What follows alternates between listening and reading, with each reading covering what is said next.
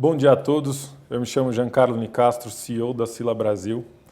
Hoje nós vamos trazer o nosso webinar, que vocês já devem estar aguardando aí, que a gente faz trimestralmente, de uma forma diferente. A gente vai trazer aí esse ano algumas gravações com convidados e hoje a gente traz o nosso ilustre convidado, Julian Villacorta, representando a Heinz, que foi a nossa primeira cliente. Obrigado, Julian, pela presença. Muito obrigado, um prazer estar aqui com vocês.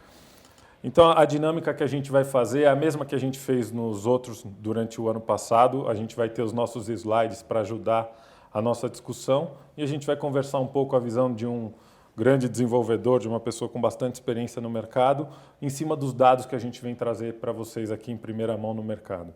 Então, a gente vai começar com o nosso índice pelo overview do mercado de escritórios. Então, a gente vai falar aqueles números macros que a gente está acostumado, quantidade de prédios, regiões, quantos milhões de metros quadrados. Depois a gente vai falar, tirar foto do que aconteceu no primeiro trimestre, então como que foi o novo estoque, absorção bruta, absorção líquida e vacância do trimestre. Depois a gente vai falar um pouco das projeções, o que vai acontecer aí com esse mercado de hoje até 2023, que é uma das discussões que estão cada vez mais em pauta, porque, antecipando um pouco, 2023 não tem nada para ser entregue no mercado, é uma coisa que nos assusta falar, não temos nada para entregar no principal mercado de escritórios do Brasil, que é São Paulo. E depois a gente vai falar um pouco das projeções de taxa de absorção, taxa de vacância, absorção bruta, líquida, enfim. E por último, a gente vai falar um pouco de projeção de preço, o que a gente acredita que vai ser preço aí para o futuro do mercado. Então, só para situar aqui todo mundo, hoje a gente tem no mercado, monitorados pela Sila, a mais e a 159 prédios em 11 regiões que a gente considera CBD, para quem não lembra é o Central Business District, totalizando 2.920.000 metros quadrados. Passando para o próximo slide, a gente traz aqui um fluxo desde 2016, quando a gente começou a monitorar o mercado, até o final agora do primeiro trimestre de 2019. Então a gente tem aqui, desde que a gente começou a monitorar, um dos menores índices de taxa de vacância que a gente já registrou, atualmente em 20,8%. Julian, na sua visão, esses 20,8%, o que significa para o mercado? Bom, ainda é um índice alto, né? Se você pensar numa conta bem simples, 20%, um estoque monitorado de 3 milhões, são 600 mil metros quadrados de escritórios vagos, que é um bocado de espaço, é muito espaço, considerando o histórico de absorção líquida, você tem, pensando num mercado aquecido, você tem entre 2 e 2 anos e meio de absorção aí para serem... para consumir um estoque desse tamanho. Do ponto de vista prático e dos ciclos, o que a gente aprendeu e verifica, sobretudo no mercado de São Paulo? Com 20% ainda é um mercado mais favorável ao inquilino, com 20% de vacância. O inquilino ainda tem um poder de barganha importante na negociação do seu aluguel com o proprietário. Mas começam a acontecer situações em que começa a faltar espaço contíguo em grandes edifícios. Então, se você precisa, por exemplo, de 5 mil, 10 mil metros quadrados, você já não acha tantos edifícios que tenham um bloco desse tamanho vazio. Então, é um momento em que começa a mudar a dinâmica de mercado. Geralmente, isso aí vem, e se teus dados vão mostrar isso, se você combina isso com um pipeline menor, ou seja, os empreendedores também estão produzindo menos edifícios, então vai ter menos estoque chegando no mercado, essa vacância, se a absorção ficar estável ou estável como nos últimos anos, ou melhorar um pouquinho, você tem a chance desse mercado secar e ele, com a vacância caindo, virar um mercado muito mais favorável para o proprietário. E aí, normalmente, nessas situações, os preços de aluguel sobem e sobem bastante. Rapidamente. Só um dado interessante que a gente tem aqui, eu não sei se eu estou errado na visão, mas parece que a gente tem 2 mercados dentro de São Paulo. Por que eu digo isso? Porque se a gente olhar regiões como Faria Lima, JK, Vila Olímpia, a gente está falando de taxas de vacância baixíssimas. A JK hoje tem 2% de taxa de vacância, ou seja, nada. Faria Lima a gente tem 10% de taxa de vacância e onde a gente já vê uma retomada de preços, só que se a gente for pegar a Chácara Santo Antônio, pegar pontos mais afastados, Marginal Pinheiros, são ainda um mercado para o inquilino.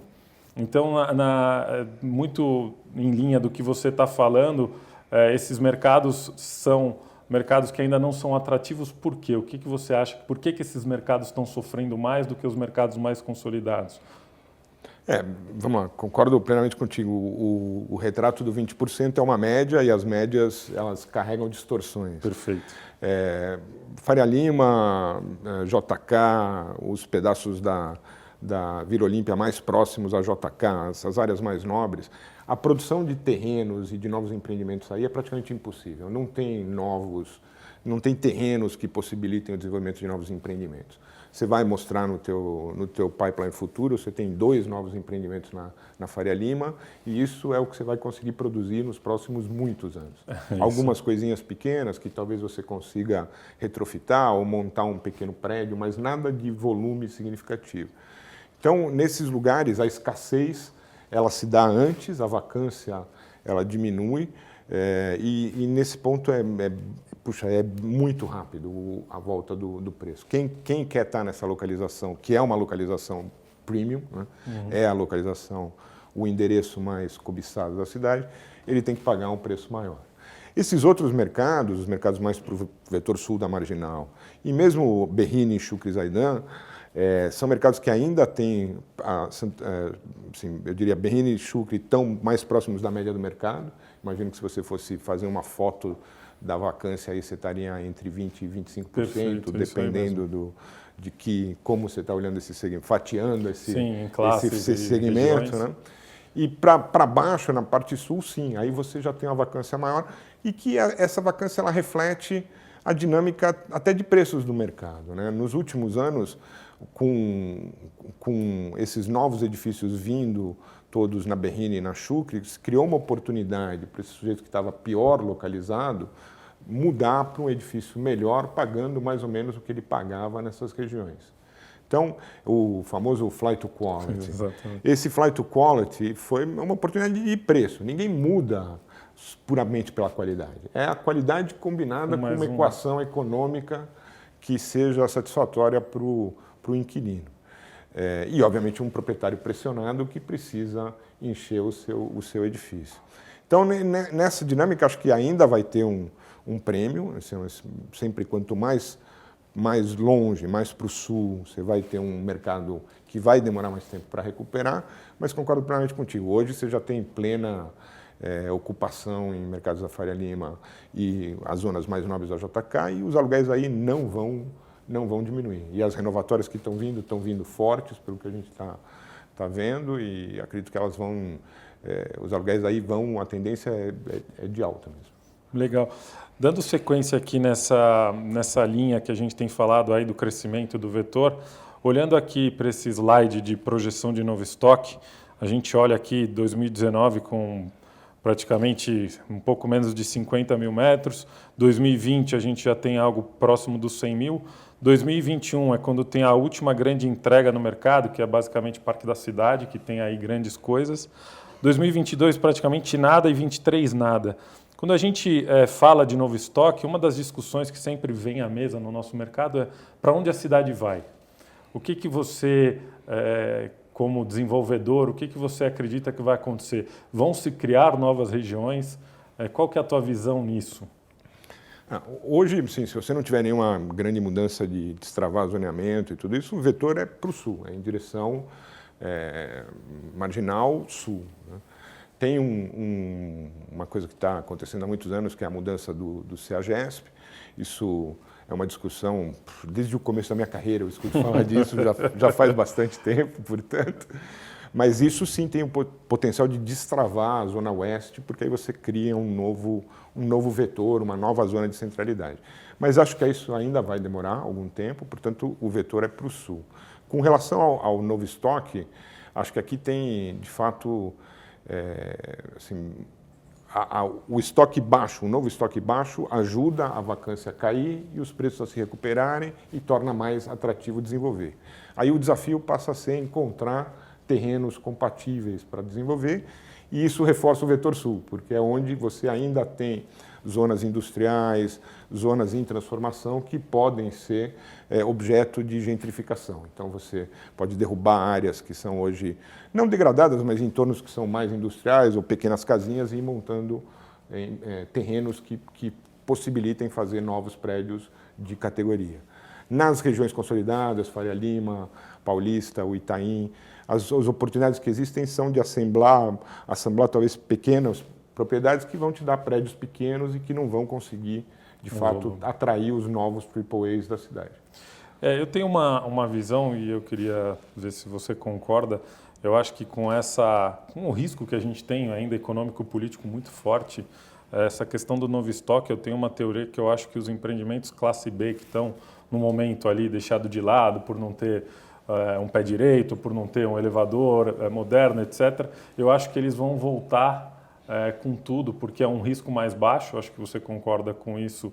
É muito mais fácil você comprar um prédio que está um pouco defasado, retrofitar e botar no mercado mais rápido do que você passar por uma compra de terreno, uma aprovação de projeto, uma construção, o ciclo ainda é muito longo, né? Você acha que os classe Bs nessas regiões consolidadas vão voltar a ter apelo? O que você pensa em função disso? E até se você puder comentar, vocês têm um prédio, não classe B, é um prédio muito bom, que é a Nestlé, que está saindo de lá, e vocês estão com esse prédio num momento que é um momento bom para o mercado, né? Eles vão voltar para o mercado com tudo. Se você puder comentar alguma coisa. Com relação à dinâmica geral, acho que sim. Acho que desenvolver virou uma atividade muito complicada na cidade de São Paulo. Primeiro que você ganhou um sócio que você antes não tinha, que é a cidade, o governo, o município. Então, a prefeitura com a outorga onerosa, com os CEPACs, mais o terrenista, eles consomem uma parte tão significativa do teu orçamento que torna o greenfield, o desenvolvimento do zero, muito difícil de fechar a conta. Então isso reforça a tua ideia do ciclo mais curto do retrofit e de uma gestão mais fácil, mais adequada do risco num momento de retomada, né? Você consegue voltar para o mercado mais rápido. Com relação ao nosso prédio, eu acho que a gente teve, assim, está num momento muito bom, porque a nossa ideia do retrofit iniciar esse retrofit ainda esse ano, e a gente estaria chegando no mercado com o prédio já pronto, totalmente updated, em 2020. Então, é um momento em que a vacância vai estar caindo, não vai ter um edifício com essas características nessa localização. A gente está no coração da Berrini, e acho que a gente vai ter, espero que a gente tenha muito sucesso na relocação desse edifício, que sempre teve entre os melhores edifícios da cidade. Com certeza. Agora a gente vai entrar num próximo slide, onde a gente vai falar um pouco das projeções, né? Então a gente aqui está projetando para 2020 uma taxa de vacância já de 12%. 2021, como vai ter um pouco de entrega em 2021, a gente sobe um pouquinho ela para 13,7%. Mas se a gente for olhar para 2023, eu pessoalmente não vivi um ciclo com uma taxa de vacância tão baixa que a gente acredita que seja 6%. Você com mais experiência, com mais tempo de mercado, você já chegou a vivenciar isso? Você acha que esses números estão muito em linha com a realidade? O que você acredita? Que as taxas de vacância cheguem a esse patamar ou não? A gente vai ter uma retração? Porque a gente, comentando há pouco, antes de entrar aqui, a gente estava conversando que quem ocupa os escritórios são os funcionários, e os funcionários têm que ter emprego. E a gente vê que a taxa de desemprego só está aumentando. Será que isso vai se manter? O que vocês estão... Eu acho que a leitura de ciclo coincido com a tua visão. Ou seja, a gente está...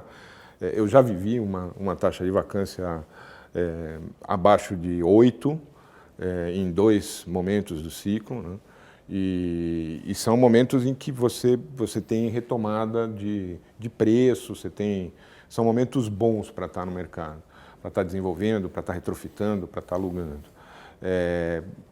O comentário que eu te dizia antes, assim, a gente vive um momento muito binário no Brasil, né? Nós estamos todos O econômico ainda está muito travado, o político travando o econômico.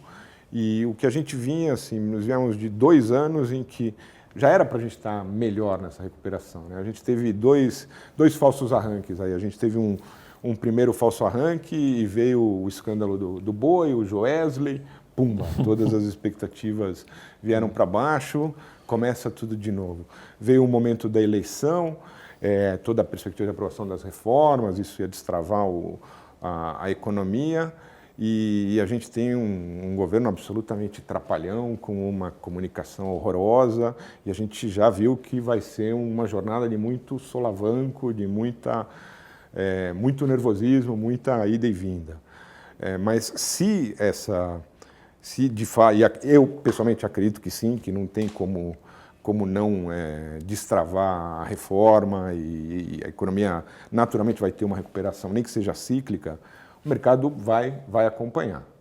Já são 2 anos de greve branca, né? São 2 anos de andar de lado, de agora vai, sobreviver. A coisa não funciona. Então, acho que todos os agentes do mercado estão preparados para agarrar essa oportunidade. Mas tem que acontecer, né? E para isso as empresas têm que voltar a investir, a confiança tem que voltar, o empresário tem que empreender, capital estrangeiro, a gente é uma empresa internacional. Tem muito interesse pelo Brasil. A gente, na ponta de captação e de novos fundos, que são a maneira como a gente estrutura os nossos investimentos no Brasil, tem muita gente interessada em investir, que está esperando como essa situação econômica vai se desenrolar. Só dar um sinalzinho, eu acho que a chance da gente ter uma boa surpresa, se a economia... É binário, a gente pode ter. Se de fato acontecer isso, a gente pode ter um cenário em que você vai ter mais investimento, uma confiança maior na economia, as empresas expandindo, tomando espaço, a vacância vai cair mais rápido, os aluguéis vão subir, os empreendimentos que estavam ali na gaveta, meio que em stand-by, vão voltar, vão ser relançados, os retrofits vão virar uma oportunidade rápida de tentar capturar essa recuperação. Então, você pode ter uma situação em que seja um ciclo benéfico, né? Em que as coisas se acelerem. Ou se você continuar nessa situação de impasse político que afeta o econômico e a reforma for se postergando, você vai ter um arrefecimento, você já está vendo projeções de PIB cada vez mais baixas para esse ano. Então, aqui o copo está com 2 leituras, ele está meio vazio ou meio cheio, dependendo de para onde a gente... Depende do tweet que sair. Dependendo do tweet, dependendo de como ele melhorar essa comunicação, quão responsável o nosso Congresso vai ser para aprovar essas medidas, eu acho que a gente destrava isso e tem uns anos de bonança que acho que está todo mundo já cansado de sofrer, porque foram anos ruins, né, de recessão e de batalha. Então, acho que tem esse mood. E espero que seja esse o caminho. A alternativa não é a outra alternativa não é muito bacana. Eu, particularmente, eu tenho sempre uma tendência a ser otimista. Eu, por natureza, sempre fui uma pessoa otimista, eu acredito. Entrando aqui no nosso último slide, que é a questão da recuperação do preço, eu acreditando que tudo vai dar certo e que o mercado vai reagir, a gente tem aqui um aumento. Uma coisa antes de comentar só desse slide que eu acho interessante, a gente nas métricas que a gente passa para o mercado de taxa de vacância de 20%, preço pedido caindo de 90 para R$88, algo assim, o que acontece? Como a gente já falou aqui nesse webinar, aonde tem disponibilidade são regiões mais afastadas, então naturalmente os preços são mais baixos. Então a gente não pode fazer a leitura do mercado que o preço está caindo, o mercado está ruim, não. Por exemplo, Faria Lima hoje já está com um preço pedido de R$170. Aumento de R$10 em um trimestre só. Então, regiões consolidadas, os preços estão subindo muito mais rápido, mas não é que a média de mercado está caindo que o mercado está indo para baixo. Então, é só fazer essa ressalva aqui no nosso webinar. Mas a gente fez uma projeção aqui que a gente chega, se tudo der certo, se essa taxa de vacância chegar abaixo dos 8%, próximo dos 6%, a gente chega num preço médio de mercado aí de R$130. O que eu queria te perguntar é o seguinte, esses movimentos todos que a gente comentou do flight to quality, ele vai ter um movimento inverso? Você acredita que vai ter, como você me disse, um pouco flight to cost? Eu acho que sim, eu acho que você tem os dois movimentos. Eu acho que quem se beneficiou das oportunidades de mudar para um prédio melhor no último ciclo, vai ter vão ter empresas que não vão aguentar as revisionais e vão ter que voltar para os lugares de onde saíram. Em geral, por exemplo, quem fez o movimento de Chácara Santo Antônio para a parte nobre da Berrini ou da Chucre, dependendo de para onde for a empresa e como se comportar a revisional e o mercado, esse cara pode ter que voltar, né? E aí acho que é onde tem as oportunidades para quem tiver com um retrofit, que possa trazer esse cara de volta ainda num preço competitivo. O segredo aí está em comprar bem, achar um prédio que esteja numa localização interessante, o transporte público, né? O fundamental ter uma boa conexão com o modal de transporte, mas acho que sim, acho que você vai ter em alguns lugares quem foi... E do mesmo jeito eu ilustrei Chácara Santo Antônio para Berrini, mas quem foi de Berrini para o coração da Faria Lima ou da Juscelino, que vai tomar revisionais a 150, a 170 reais dentro de um ano ou dois, pode tranquilamente querer voltar para uma realidade de custo menor, né? Cada empresa é um caso, mas isso não me surpreenderia que isso acontecesse. Um dos objetivos da Sila foi trazer para esse mercado carente de informações a questão da transparência, e a gente liga a transparência de informações muito à maturidade do mercado, ou seja, quando o mercado está maduro ou o mercado ele aceita trabalhar de uma forma transparente, é um dos indicadores que o mercado amadureceu, ou seja, não tem mais que ficar brincando de esconde-esconde, quanto alugou, quanto não alugou, qual é o inquilino. Você acha que desde a nossa criação da nossa empresa, que foi em 2015, lançamos a plataforma, você acha que esse mercado amadureceu, não só por conta da Sila, mas o mercado em geral? Você acha que você que lida com capital estrangeiro, assim como nós lidamos também com capital estrangeiro, você acha que esse mercado está sendo mais acessado, os gringos estão entendendo melhor, a gente está conseguindo reportar mais uma seriedade lá para fora, apesar de tudo que vem em volta da gente na questão política e econômica, mas em termos do nosso setor, das nossas informações, da confiança, etc. Como que você faz essa leitura aí dos 3 anos para cá que liga diretamente ao nosso negócio? Eu acho que a chegada de vocês é muito bem-vinda e ajuda esse mercado a amadurecer. Então, acho que quanto mais vocês crescerem, quanto mais as empresas compartilharem essas informações, o mercado ganha. Então, acho que esse jogo de esconde tem que acabar, porque melhor informação significa melhor decisão significa melhor investimento, e nós todos podemos fazer o mercado melhorar para todo mundo. Então, você está atrás mais, você consegue contar uma história mais consistente, principalmente para o gringo, né? O gringo ele está acostumado a ter uma qualidade de informação que a gente não tem aqui, né? Seja de dados econômicos que balizam. O cara vai lançar um prédio, ele vai lá e ele acessa, ele diz, olha, nessa cidade teve um crescimento de 150 mil empregos de colarinho branco, que são empregos de escritório. O cara vê quanto é o supply que está indo naquele mercado e rapidamente ele diz, poxa, aqui cabe ou não cabe um prédio.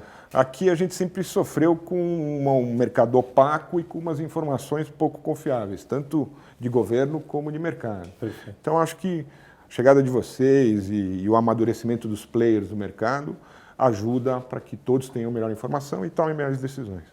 Legal, a gente já está entrando aqui para se despedir. Eu queria agradecer muito por ter comprado a ideia de ter vindo aqui ser o primeiro.